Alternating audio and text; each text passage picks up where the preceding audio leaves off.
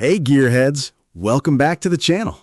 If you love the golden age of American road trips, big V8s, shag carpet, and the open highway calling your name, then you already know that RVs and motorhomes hold a special place in classic automotive history. From clever front-wheel drive experiments to fiberglass bodies that turned heads at every campground, American manufacturers spent decades chasing the perfect home on wheels. Some of them got it right. A lot of them, honestly, didn't. Today, we're counting down the 10 American RVs and motorhomes that earned their reputation the hard way through leaky roofs, overheating engines, cramped interiors, and mechanical gremlins that turned dream vacations into roadside nightmares.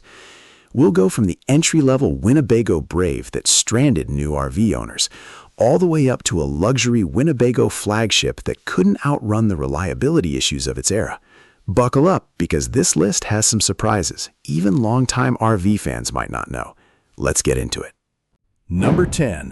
1970 Winnebago Brave. Launched in 1970, the Winnebago Brave was an entry-level RV aimed at young families and retirees just getting into the RV lifestyle. Winnebago pitched it as a compact, rugged traveling companion for anyone chasing adventure on the road, and the timing made sense. The late 1960s and early 1970s saw a boom in outdoor recreation as the interstate highway system matured and camping culture spread beyond dedicated outdoorsmen into the broader middle class. Even with that strong start and favorable market conditions, the Brave's production run only lasted until 1973, cut short by problems that hurt its reputation before the model ever had a chance to mature. It came in 3 configurations, the D18, D20, and D24, each with its own size and layout, aimed at giving buyers some flexibility depending on family size and budget. Standard features included a driver and co-pilot seat, a dinette, a stainless steel sink, a stove, an oven, a refrigerator, a sofa, a shower, a lavatory, and a toilet, with wall-to-wall carpeting available as an option for extra hominess. For the era, that was a fairly complete package, especially at the Brave's accessible price point, which is part of why it attracted so many first-time RV buyers, rather than seasoned road trippers who might have been more forgiving of its flaws. The Brave measured 21 feet 4 inches long, 79 inches wide, and 99 inches tall on the outside, with 66 inches of headroom inside. Built on a Dodge M300 chassis, it ran a 318 cubic inch V8 paired with a 3-speed automatic, plus power steering with a tilt column, power front disc brakes, 8-ply front tires, and 6-ply rear duals. It slept 4 as standard, with room for up to 8 as an option, which made it a reasonable choice on paper for larger families looking to save money on hotels. But the early appeal faded fast. Frequent engine and transmission failures left owners stranded on the very trips the RV was supposed to make easier, and the body was prone to leaks that caused interior damage, especially in humid climates. Word of mouth among early RV clubs spread quickly, and dealers found themselves fielding an unusual number of warranty claims for a vehicle marketed as reliable, dependable transportation for newcomers to the hobby. Number 9. 1971 Chinook Concourse. Originally sold as the 18 Plus, the Chinook Concourse hit the market in 1971 as a Class B Plus motorhome, slotting between smaller van conversions and larger cab-over Class C rigs. That in-between positioning was itself a bit of a gamble. Chinook was betting that buyers wanted something more livable than a converted van, but didn't need the bulk of a full-size Class C. It stayed in production until 1980, earning a following for blending style with practicality, and for a niche audience willing to overlook its quirks, it became something of a cult favorite. Its layout was ahead of its time, with a full kitchen, stove, a refrigerator that could run on AC, DC, or propane, and even a microwave and oven, plus Corian countertops on the double sinks for a touch of polish, and generous storage throughout. That level of finish was unusual for a motorhome in this size class, and it helped the Concourse stand out on dealer lots next to more Spartan competitors. Sleeping was handled by a cozy jackknife bed, and the bathroom came with a real shower and toilet, making it suitable for longer trips rather than just weekend outings. The living area offered plenty of room to relax, and the outside featured retractable awnings, extra storage compartments, and a sturdy chassis for versatility, all of which appealed to buyers who wanted something they could actually live in for extended stretches. Still, the Concourse became known for overheating engines, especially on long drives or hilly terrain, a problem that grew more noticeable as owners pushed the vehicle further from home on cross-country trips. It hurt both performance and reliability, and owners frequently complained about poor fuel economy that meant constant gas stops, a real frustration during a decade when gas lines and rationing were fresh in many drivers' minds. Number 8. 1987 Fleetwood Bounder. The Fleetwood Bounder, a luxury Class A motorhome, has carried the Fleetwood name for more than 3 decades, and the brand's overall reputation for quality made the Bounder's early stumbles all the more surprising to buyers.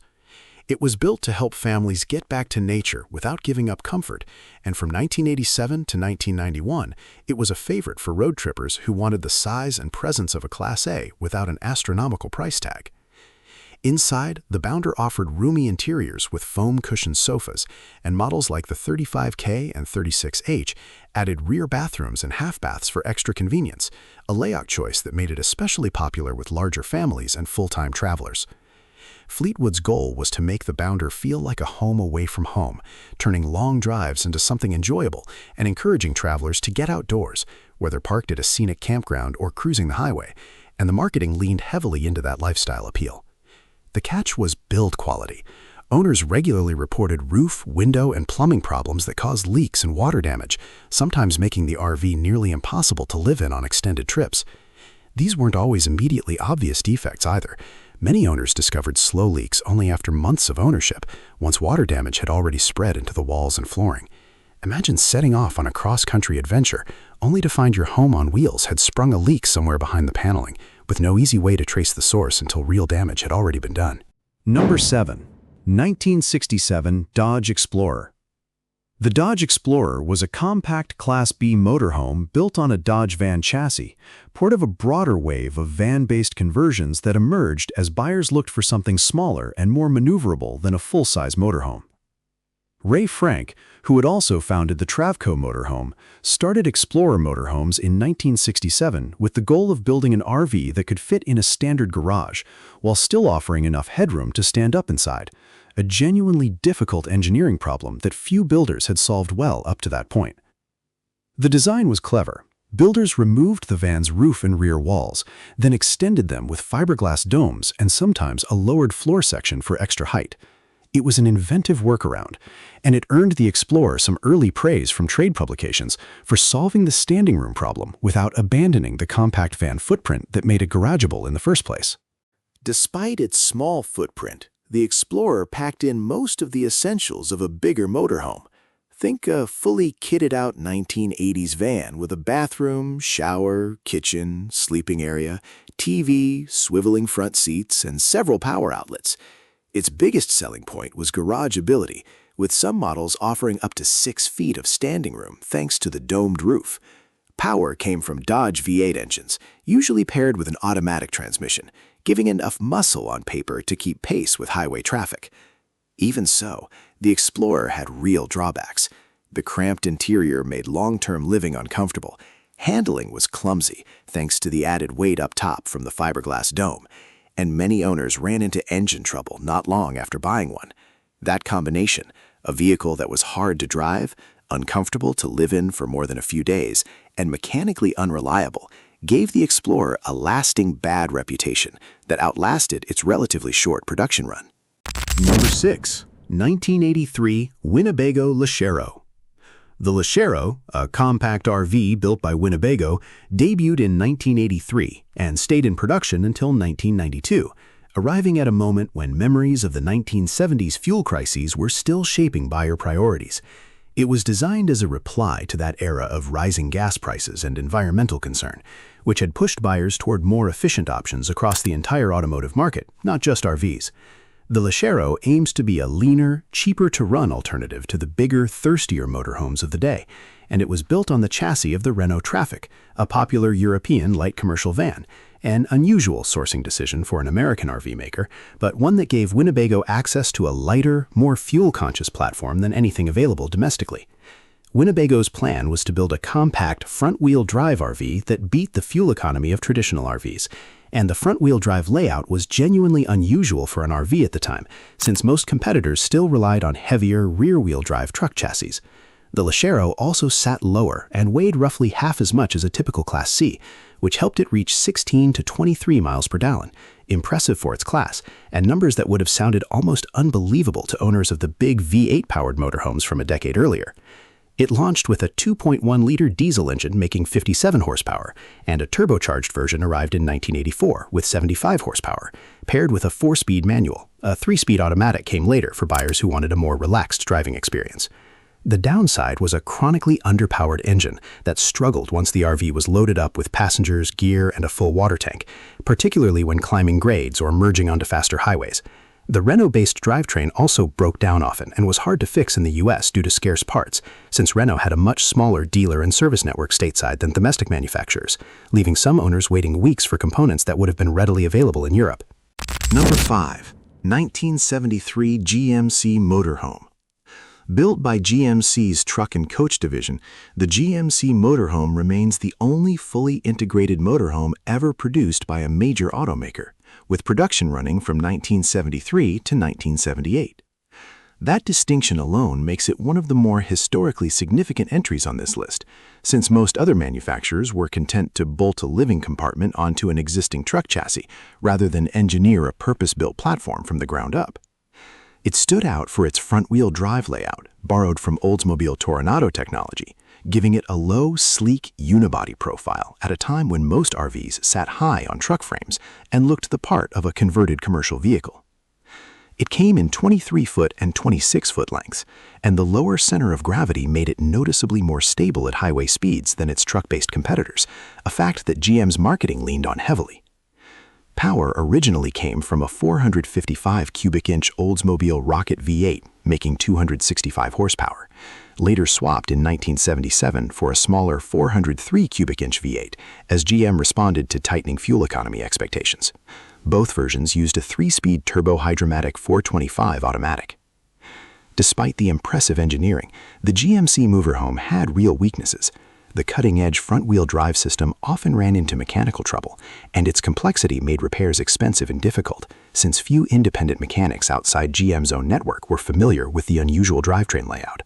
Fuel economy was another sore point, especially during the 1970s fuel crisis, when the thirsty 455 V8 became a genuine liability for owners facing long lines at the pump, and it helped cement the model's status as one of the segment's less commercially successful efforts, despite the engineering praise it earned from enthusiasts decades later. Number 4. 1963 Clark Cortez. Built by the Clark Forklift Company out of Battle Creek, Michigan, the Cortez holds an unusual place in RV history. 3,211 units were made between 1963 and 1979.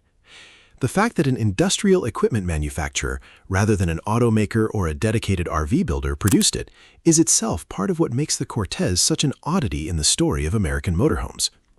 It broke from the norm in several ways, becoming the first modern front-wheel drive RV in America, a design choice inspired by Clark's experience building front-wheel drive forklifts, which let it skip the usual transmission tunnel for a lower, sleeker shape than its contemporaries. Instead of a traditional ladder frame, the Cortez used a unitized all-steel body, more like a bus or a tank, which made it sturdy but also considerably heavier than its rivals. Clark's industrial engineering background clearly shaped the approach. The company was used to building equipment meant to survive decades of hard use in warehouses, and that same philosophy carried over into the Cortez's construction, for better and for worse. Power came from a Chrysler Slant 6 ranging from 170 to 225 cubic inches, 2.8 to 3.7 liters, and 100 to 145 horsepower, paired with an automatic transmission. Even so, the Cortez is often ranked among the least successful RVs of its era. The heavy steel body hurt fuel economy and handling. The unitized structure was costly and difficult to repair, since it required specialized bodywork rather than simple panel replacement. Parts were hard to find outside Clark's limited dealer network, and the Slant 6 often felt overmatched by the vehicle's weight, especially at highway speeds or on long grades. All of that left the Cortez with a mixed legacy among RV fans, respected today by collectors for its engineering ambition, but never a commercial success in its own time. Number 3. 1967 Winnebago F-17.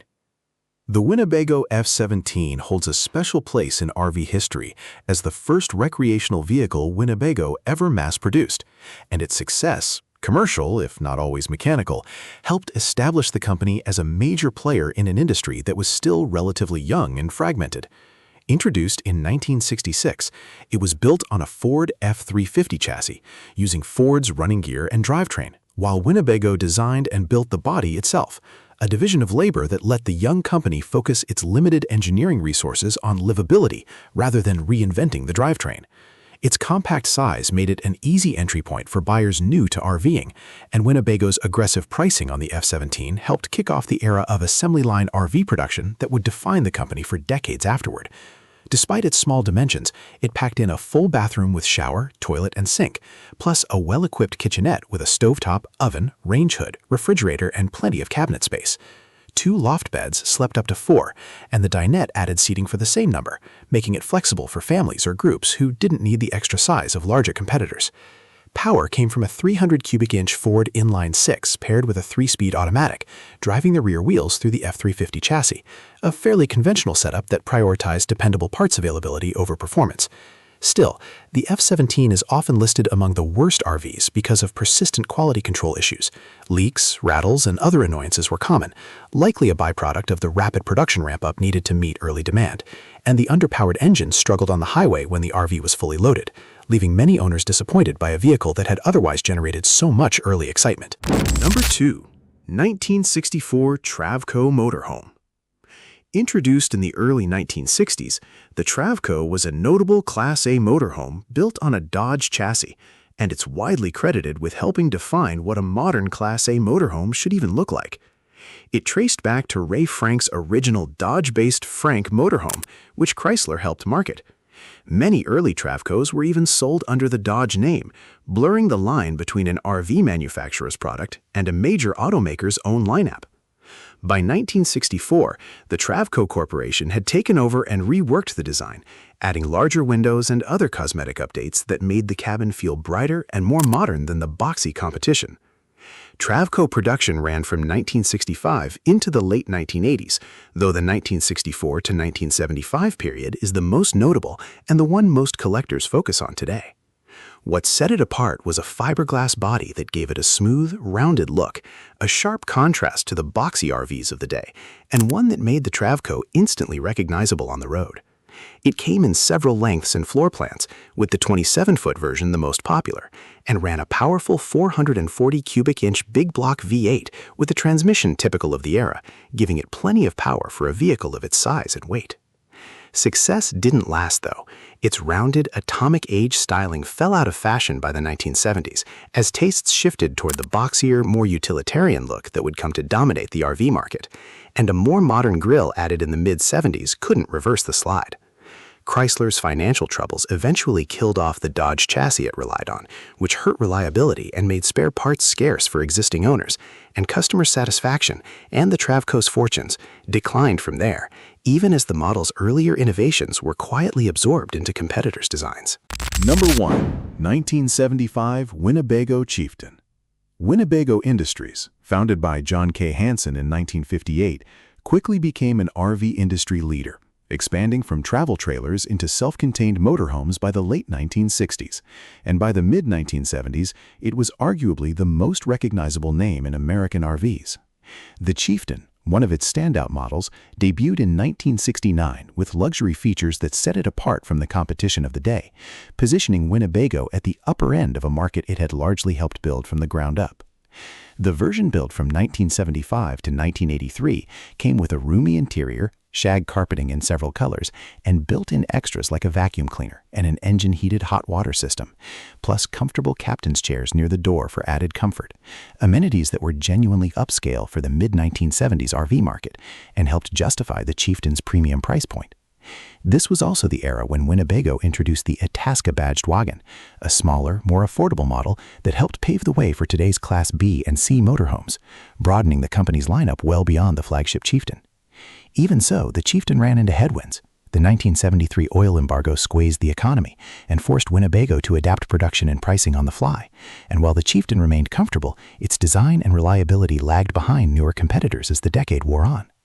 reports of build quality and maintenance issues followed, undermining the very luxury positioning that had made the model stand out in the first place, and cementing its spot as one of the less loved American RVs, despite its historical importance to the Winnebago brand. And that's our countdown of the 10 worst American RVs and motorhomes in history. What strikes me most putting this list together is how much genuine ambition is baked into every one of these vehicles. Front-wheel drive layouts borrowed from forklifts, integrated bodies engineered by a major automaker, European diesel platforms squeezed into American road trip machines. These weren't lazy products. They were bold swings that just didn't stick the landing. And honestly, that's part of what makes classic RV history so fun to dig into. Now I want to hear from you.